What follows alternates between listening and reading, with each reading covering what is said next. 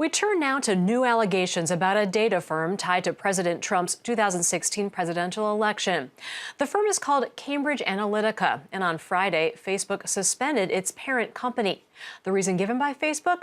It said Cambridge Analytica lied when it said it had deleted information about several 100,000 users.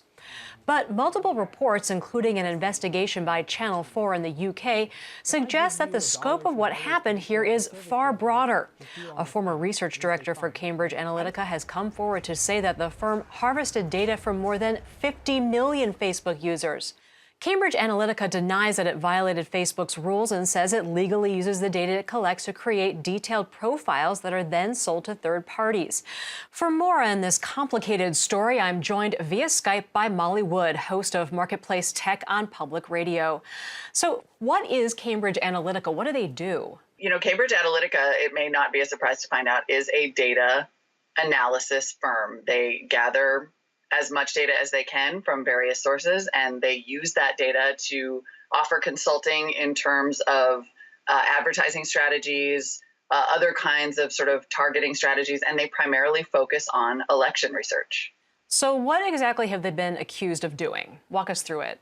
Cambridge Analytica, it's the US offshoot of a UK company that was trying to do this sort of election-based data gathering and then analysis, and they would consult with various campaigns to offer advice on how best to reach particularly undecided voters. In order to pull this off, they needed a lot of data quickly, and it can be very expensive and difficult to get that information.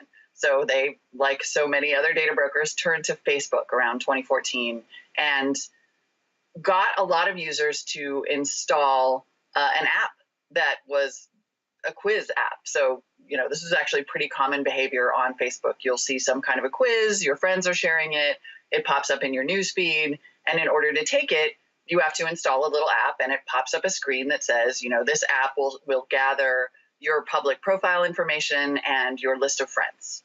And it sounds pretty innocuous. Cambridge Analytica went to Facebook and said, we're conducting academic research with this app. Facebook apparently said okay and didn't do a lot of diligence. And through that, because they were able to get sort of the direct access from the people who installed the quiz app and then gather all the information from the friends of the people that had installed the app. And that includes likes, their various posts, the pages that they subscribe to, just a ton of information. They were able to gather really detailed profile information on 50 million Americans. So then what did they then do with all that information? So then what that information does is let a company go to a campaign and say, this is how you should target these users. These are the kinds of digital ad strategies that you should use. These are the ads you should buy. This is the language that you should use.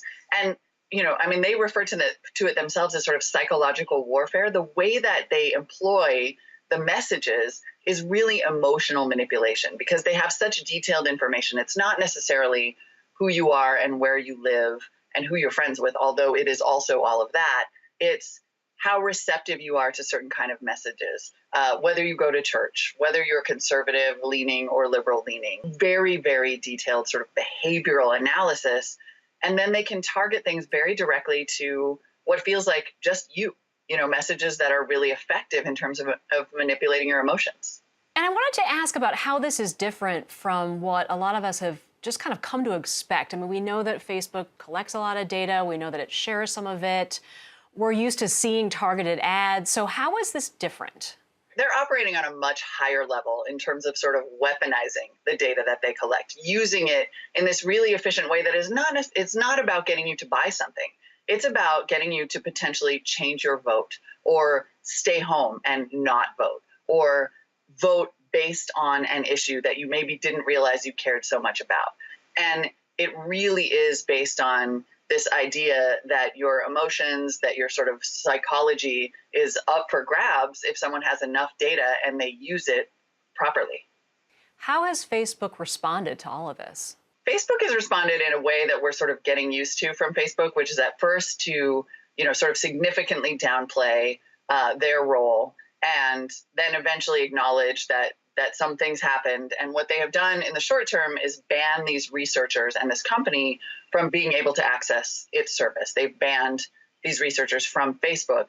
They've also said that they're going to try to track down and delete this data, which I have to say is extremely unlikely. The data has probably already been resold or repackaged at this point, and they don't necessarily know who has it anymore. So their response has been pretty muted. And in fact, one of the researchers who was working on the UK arm of this company now works at Facebook. So it's very likely, frankly, that Facebook is itself trying to replicate some of these techniques with respect to advertising. All right, Marketplace Tech's Molly Wood, thank you so much for joining us. My pleasure.